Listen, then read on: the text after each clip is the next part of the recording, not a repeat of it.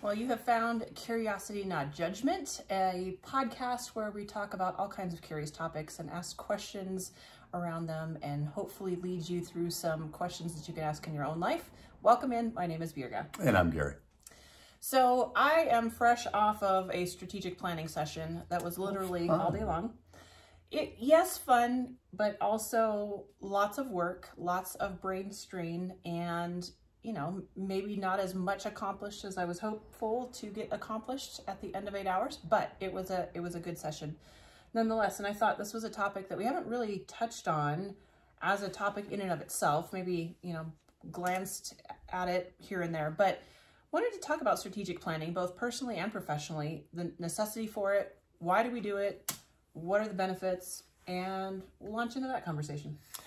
Yeah, boy, there's so many thoughts going on in my head as we come up towards the end of the year and I start thinking about what are going to be my personal goals for next year. And, and when you say personal and organization, and you could extend that to community or, other places too, and how much influence do I have on that, and what, is there a perfect technique, a best known method to go through that? There's several out there for personal and organizational goals. We put a lot of work into them. Oftentimes we pat ourselves in the back that it's done, put it on the shelf and never refer to it again. So what is the secret to good strategic planning or good goal setting for yourself and for your organization? I don't know is the answer. I don't know if there's a secret sauce. I can tell you kind of the approach that we took that works on Let's start there. Okay.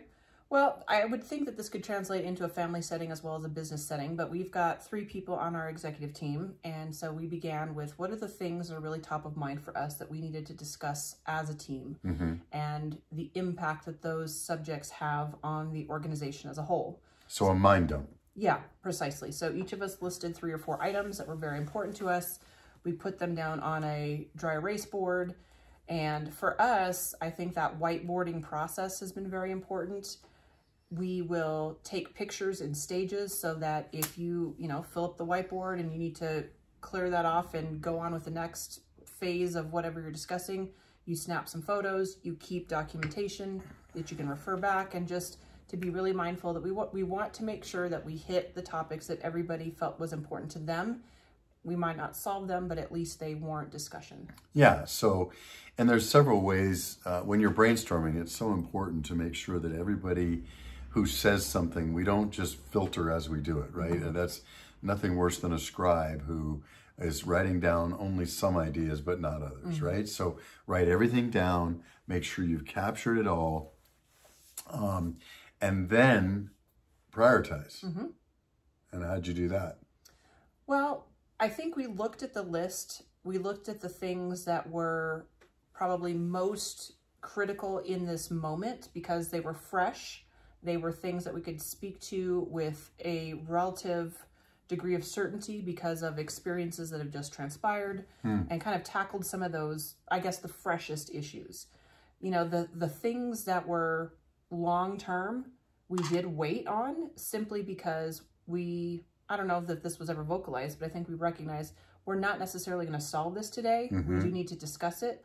But because there were some other items that were kind of hot off the presses, so to speak, we could tackle those and we could address those and then kind of clear that cache out, so to speak, and move on to the next. Got it. Okay, that makes sense. So there are certain things that you knew were going to make the list eventually, but you're really at this session, sounds like today, was looking for what's going to be different about next year than this year. What are the things that have been coming up recently that we know we need to address? Because if we don't, they're not going to get better, they're going to get worse. This is the proactive fire approach, right? So let's make sure that we don't have as many fires next year that we have to constantly put out so that we can be more strategic in our thinking. Yeah. And I would say the other thing that we did up front was to really create some definitions, because it is easy to go by assumptions that everyone is speaking the same language or has the same understanding of a particular topic. And so I'll give you an example for us, as we were talking about a task force, a human trafficking task force. what did that mean to us? What does that mean actually in the definition of the word as it pertains to a legislative task force or something that is implemented by a mandate? You know, so just clarifying and making sure that we were all saying the same things when we were using particular word combinations. Yeah, wisdom is in the definition of terms, and we often hear people using terms very differently. And of course, in leading up to the presidential election as we are right now, we're hearing a lot of terms being thrown around. And some of the terms have vastly different definitions just based on who's using them. And so getting on the same page, when I say this, when I refer to this phrase or this task force, this is what I mean. Is that what you mean? And by definition, the answer is going to be different.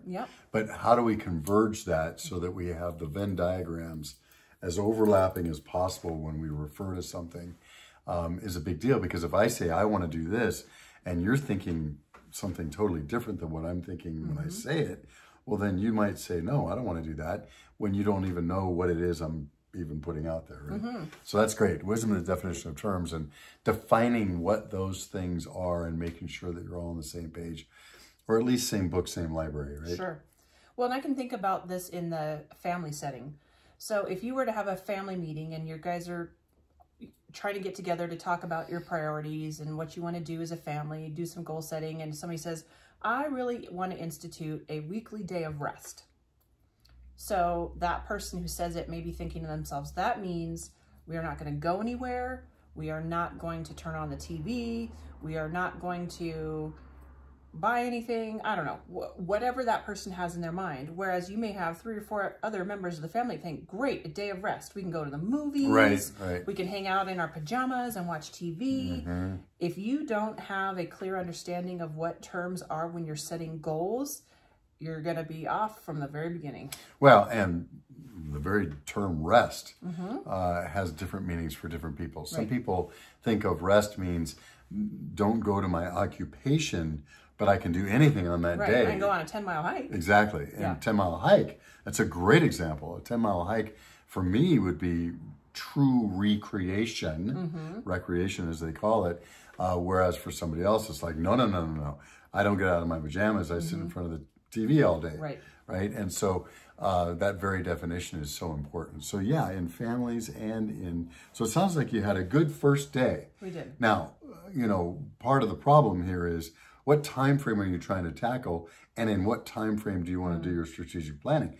You could literally, like the Golden Gate Bridge, you could take a year to paint the thing from end to end and have to start all over again, right? So, you know, it's interesting to me. We all know how important planning is and how important it is to get on the same page with these definitions. But if that's all you do and you don't do anything, well, then that's a different part. So, when you start to implement. Where's the balance in that? Yeah. Well, so I can only speak for us in my present situation. So fiscal year does not match calendar year. Grant cycles are critical in the nonprofit space. And so a lot of these questions are around grant renewals. And so you can have lots of goals. And I think this was something that we had to be very clear in communication. I can have a goal of hiring somebody under a grant, but there's no guarantee I'm going to be awarded that grant. That's right. Or that grant is going to be renewed. And I think we've also had this conversation during some other episodes about, you know, what happens when you don't have consistency and the consistency is completely out of your control, right? You can plan as much as you want, but if an external organization or a funding source changes or, you know, something happens to derail your plan, you got to go back to the table all over again. Right. And so much there. But in general, I will tell you that my personal approach to strategic planning is I try to untether myself as much as possible, at least for the brainstorming session, and not get too tied down about whether we are or not going to get this grant or something. So it sounds like you guys started doing this. Okay, here's some of the things that are top of mind. Here's some of the things we know we want to accomplish next year. You almost, to me, have to come back in later and layer in how are we going to pay for all this. Because if you start with, here's the grants we know we're going to get. Here's the ones we think we're going to get. Here's the ones we probably have no chance of. Well, then you're limiting yourself to a given number of funds, and which may make it almost impossible to do strategic planning for next year, right? Because if you may say, okay, let's only plan on what we know we're going to have. Well, that might be $20 out of the 100 that you hope to get next year. Sure. Yeah, it can be limiting. And I think everybody has a different tolerance for the uncertain ambiguity factor, you know?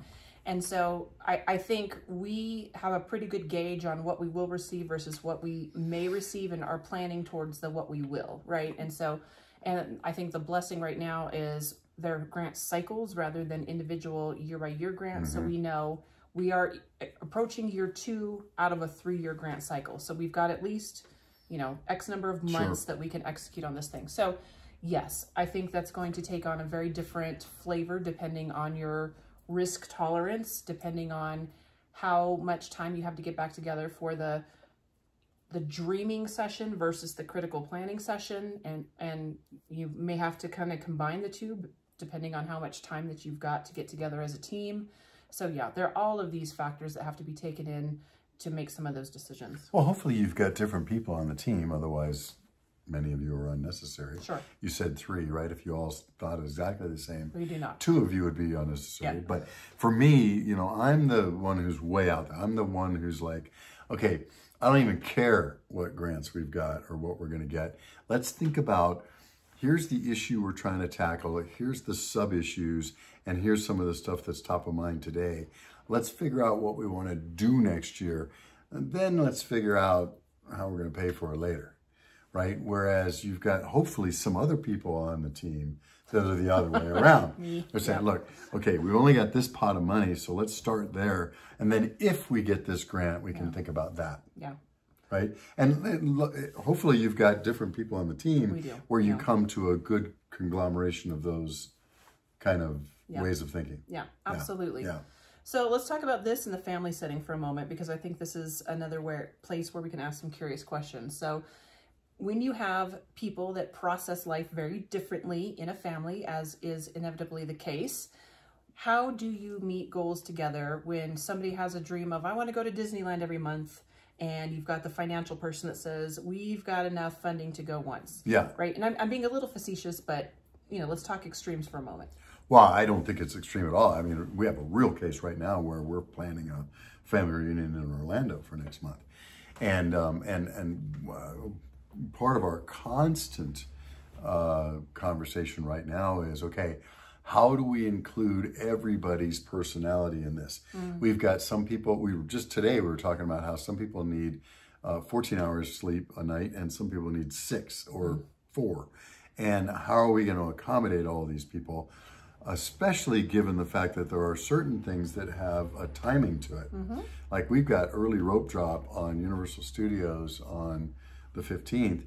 That means we need to be in line at 6:45 in the morning with some sort of breakfast in our stomachs.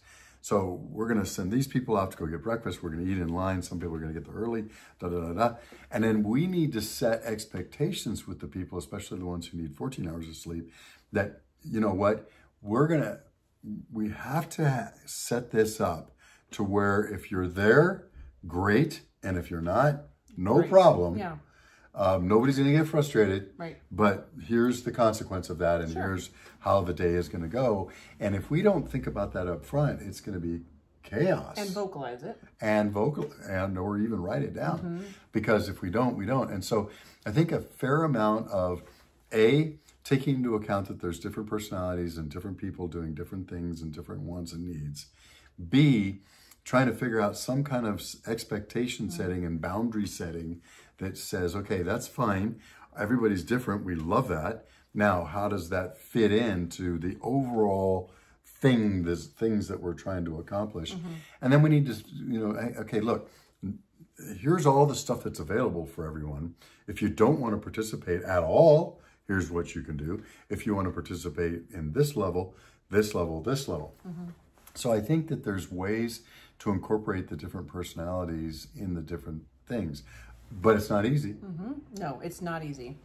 And you just said something that I think is key. What is the objective? Right. And I think that is sometimes hard for us to define in families, but it's even hard for us to define in business, because we think we know broadly what it is that we want to do. And, you know, maybe I want to sell $1 million worth of product this year, right? Or I want to impact 10,000 lives. You have this notion, but is it actually practical with the construct of the business?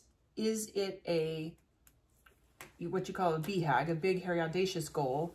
Is it something that is achievable with your present construct of staff?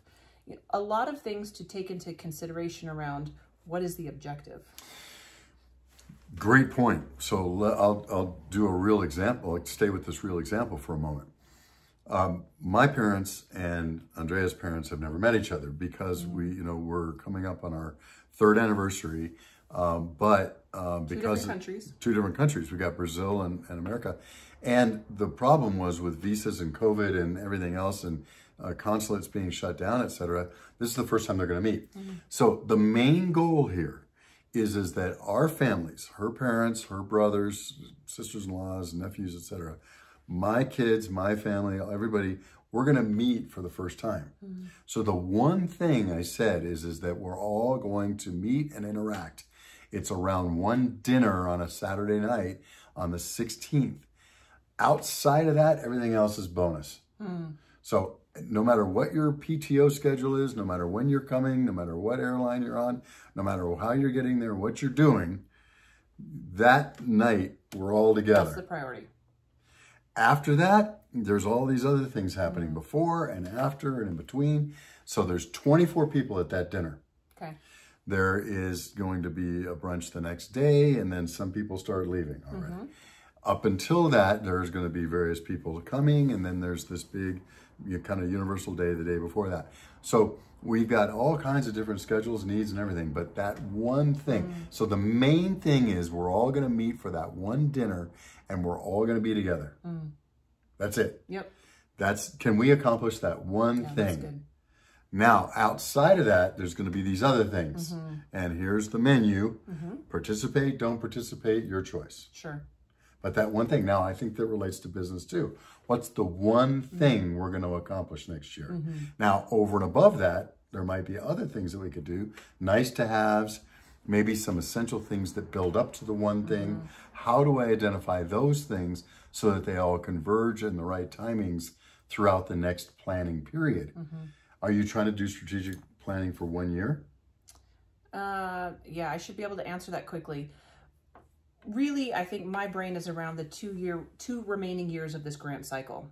I think we are trying to accomplish planning around those final 2 years. And that's great. So you've got a time frame. You know, we have extremes. Sure. In Asia, people, the first time I was ever working with a Japanese company and they were talking about their 50-year plan, I'm going, 50 years. I mean, for me, it's like next 5 minutes, right? Maybe 5 days. I was working for Intel at the time. Okay, maybe next, 90 days, right? I mean, it's, we prided ourselves on being able to pivot and move quickly. And of course we had, 1 year, 3 year, 5 year strategic plannings kind of, but 50, that makes no sense at all. And then on the other hand, you've got people, and there's some science around this, who say, you can have kind of a 100,000 foot level vision for kind of the direction you're kind of going, but those are going to be off track by definition, sometimes significantly. The human brain can only do up to 90-day sprints. So even if you do come up with something for 2 years, one could argue you need to break that down into chunks. And that's why the quarter system is kind of because of those 90-day chunks. What are we going to accomplish in these 90 days, these 90 days, these 90 days? Is there some evaluation period to know if we're off track towards those 1 year and 2 year goals? Yeah. And I know this kind of parallels the BHAG, the big, hairy, audacious goals, but I really like the concept of the big yes as well, because you could set a big yes for your year. Like, this is the thing that we are going to commit to. May look slightly different than a goal. Like, we are going to commit to work with this population, or we are going to commit to educate ourselves on this. But when you go through the 90-day chunks, you may find other pressing things that are vying for your attention, vying for your capital, vying for your people, and it may very quickly derail you from your big yes. And so wanted to talk about that a little bit. Okay, so this is a big I feel topic. like I'm stressing you out. No. There's just so much stuff here. Can the big yes change? Sure. Okay, well, all right. Some Well, like, people would should say it? no, Well, right? It shouldn't, right? So it depends. If you're starting with a big yes, like, you know, I'm gonna make sure I feed my family next year. That one probably shouldn't change, right? Whereas there's some that can change based on data. I will tell you one that always changes. Whenever I talk with my folks from San Diego National Labs, and I've been part of bringing 3 technologies out of the labs and into commercialization, as you know, I will guarantee that principal investigator, the person who comes up with the idea, the inventor, that what you've invented will change by the time it's sold into the commercial market. There's, by definition, it will not be the same thing. Yeah. So if that's your big yes, that I want to bring this to market and it can't change, that's a mistake. We have to pivot as we take in customer data and feedback into what the market really wants versus what you've created. That has to be essential to be able to change. But if it's a value of, you know, we're going to make sure that we take care of our employees and we're going to keep a fun environment or whatever while we do that, well, that's something that probably shouldn't change. right. So I guess it depends on what that big yes is. You know, I feel like we are scratching the surface of this, and we could probably talk about this for another 8 hours, but maybe a good place to kind of reel it in a little bit and to ask some curious questions. And if you've never gone through the process of strategic planning, either for your family or for your business, is it something that you should consider? Is it something that would be of value to you as you set some goals, whether they're big, hairy, and audacious, or it's just a big yes?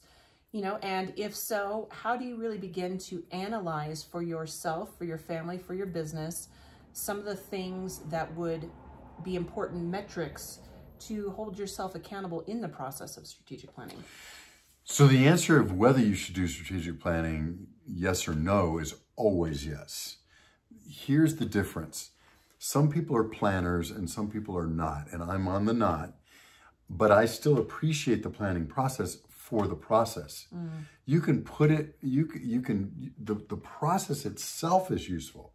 Like you said, it gets everybody on the same page, at least for a moment, in the same definitions and what we're all striving for and what direction, because if you're all rowing different directions, the canoe's never going to go anywhere, right? So getting people going in the same direction, etc. But then having that ability to pivot is super important too. And remember, a few sessions ago, we said something that's really important. It comes out of the book of 10X, and that is, you cannot plan for everything, but you can plan for anything.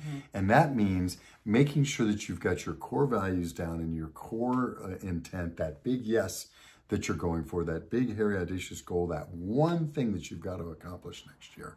But then how you accomplish it can change. And you need to pivot based on new data that comes in. And your building burns down, you're going to accomplish it in a different way. Yeah, I love that.